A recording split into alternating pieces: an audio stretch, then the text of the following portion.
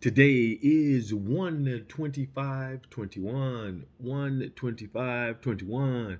That is a Monday morning. It is nice to have you guys back to the channel. I want to thank you guys for every like. I want to thank you guys for every subscription. I want to thank you guys for being a part of what the Lord is doing. Now remember, you can make it through Jesus by speaking life over your life. You can make it through Jesus by speaking life over your life on this Monday morning. All right, let's get it. We're going to get into the scriptures real quick, and we're going to spend a couple moments speaking of the Lord, and then I'm going to let you go on about your way. All right, so the title today, Can I Surrender Even When I Don't Understand? Can I surrender even when I don't understand? Now remember, this life is about free will choice. God is never going to make anybody do. He wants you to voluntarily yield, which is submit, voluntarily yield oneself to Him because you want to do it. So the question is, can I submit even when I don't understand? I can't answer that for you, only you can. But I do know this. I would like to show you why you should submit. Up to you, but I'd like to show you why. And this lesson was from someone that I love dearly. It was a thought that they presented to me. And I asked them, would you mind if I created a lesson about that? And this wonderful person said, no, go ahead.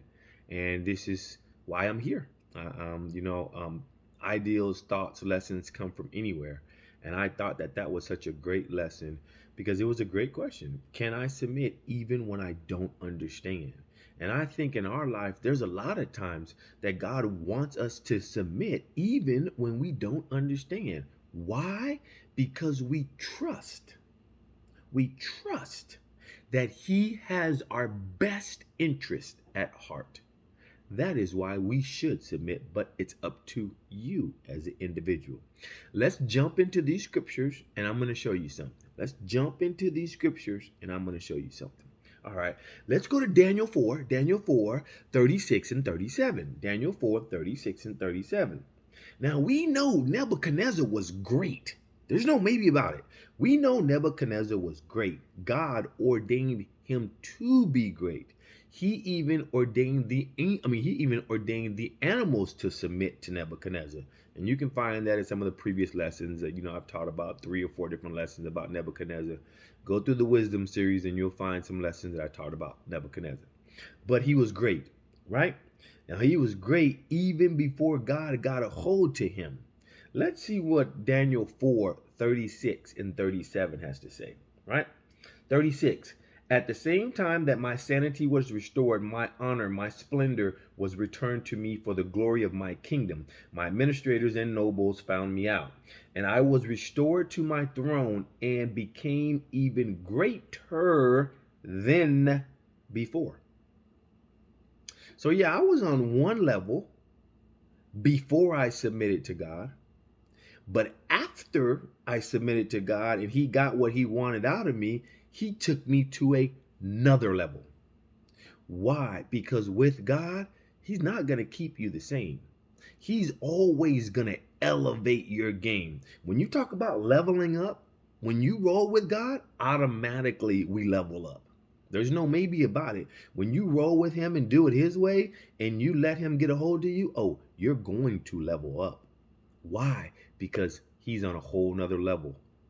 And when we roll with Him, He puts us on a whole nother level. Look at Nebuchadnezzar. He was on one level, but when God got done to him, man, that level rose up. Let's keep on going. Let's keep on going. First Chronicles 17 and 7. First Chronicles 17 and 7. And thank you guys for being a part again. I will always thank you guys for being a part because all we're trying to do here, guys, we just want to create a place where you feel safe and you feel loved. You can come on this channel. You can listen to the scriptures. There's no pressure. Listen to them as you can. They're here. They're not going nowhere. Kind of like God. He's here. He ain't going nowhere. Same thing with these lessons. They're here. They ain't going nowhere. They're here for you to log on anytime you want. If that is log on for 10 minutes, if that is log on for an hour, if that is you get stuck in the matrix because these messages are hitting hard, that's really up to you. No pressure. You come as the Lord lays on your heart to come, and you extract what you can, and then you go about your way and you put into practice what you've extracted, and you give him glory every step of the way. Let's keep on going. 1 Chronicles 17:7. Check it out. Now then, tell my servant David, this is what the Lord Almighty has to say. I took you from the pasture, from following the flock, to be ruler over my people. Now you can keep reading of all that God did for David. But the bottom line, God said to David, when I met you, David, you were tending the sheep. I was the one that pulled you from tending the sheep and making you this great leader. Before me, David, your dad didn't think you worthy to be in the room when I sent my servant to anoint and pick my next king. But when I got a hold of you, David, when you surrendered to me, David, I made you one of the greatest kings in human history. Yeah, David has his flaws. Every human does. Every human does. But it seems to me that David was one of God's great ones. So even though he had flaws, this is what I love about God. God doesn't always throw up our flaws in our face. He loves us where we're at. And he says, let me help you. I just need you to come. I don't even care what condition you're in. Just come to me. And when you come with the open heart. Come with the open mind. Come saying, Lord, I'll do whatever. Just help me. I just want you to come. I don't care how you come. Just come. And let's see what I can do when you get here. That's what I love about him. Let's keep on going, though. Let's keep on going. Let's go to Genesis 12. Check it out. We got to go fast. Speed run, maybe. Or maybe I should slow down. We'll see. See what we can get in here real quick. Genesis 12, 1-4. I'm just going to skim through it. This is when God first called Abraham. Abraham didn't have much. He had what he had. I know that it was him. I know that it was his wife. I know that it was his dad and Lot and other people. But you can't say Abraham was big time when God found him. Because if you look at it, his dad was serving other gods. So God called a man out of a family where his dad was serving other gods. When God called him, he said, take your family and go. This is when God called him. Can you please turn to Genesis 24, which is maybe 12 chapters later? Genesis 24, verse 1, verse 35 and 36. Genesis 24, that was Genesis 12 earlier, 12, 1-4. Now I'm on Genesis 24, 1, 35, 36. Check it out. Abraham was now old and well advanced in years, and the Lord had blessed him in every way. So when God first found him, you didn't have that much. But when you surrendered to me, and 12 chapters later, I blessed you in every way. Not some ways, but in every way. Because you surrendered to me. And you trusted me. Let's keep going. 35. Let's keep going. 35. Verse 35. Genesis 24, verse 35.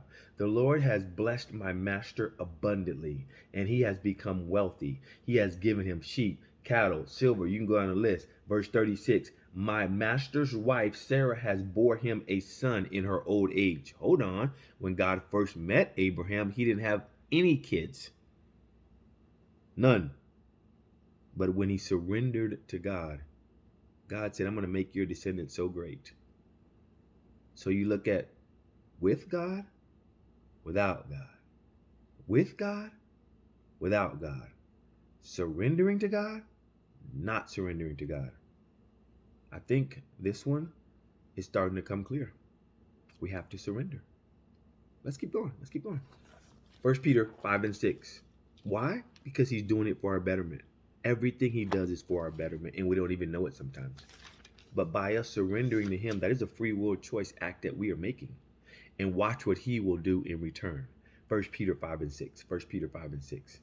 Humble yourself, therefore, under God's mighty hand, that he may lift you up in due time. And when God lifts you up, no one's going to stop that. As you surrender to him and God lifts you up, I don't care if people don't agree with you. I don't care if people don't like you. That doesn't matter to God. God can give you that Esther favor. And if you want to get a chance to look at it, go check out Esther. Every person that saw her, every person, not every person she saw, but every person that saw her, she received the favor of the Lord from. Read it, Esther 2, I think it was. Esther chapter 1 or Esther chapter 2. First, it was the king's like eunuch, I think it was. She won his favor. Then she won the favor of everyone that saw her. Then she won the favor of the king. So we just keep on going, the favor of the Lord. As you surrender to God, he will allow you, if it is his will, to have the favor of the Lord. And maybe everyone that sees you, you will get that Esther favor. Can't answer that? Only God. I can't do it. But the more and more I read this lesson, the more and more I realize I definitely want to surrender to him. Let's keep on going. Couple more got to go. Genesis 32. Genesis 32. Got to hurry.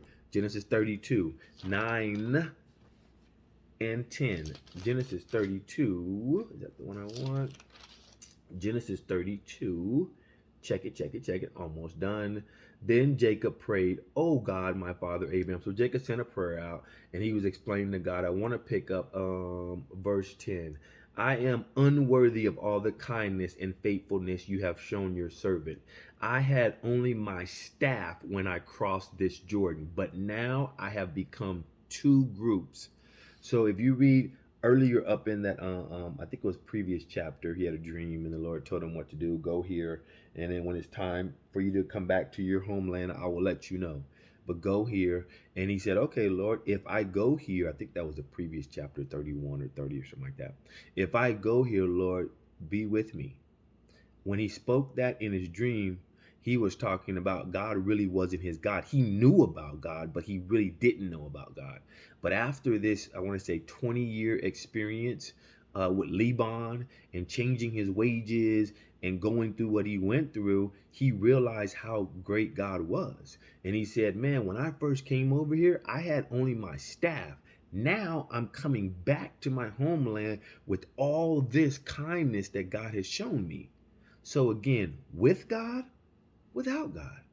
When he didn't have God, he had a staff.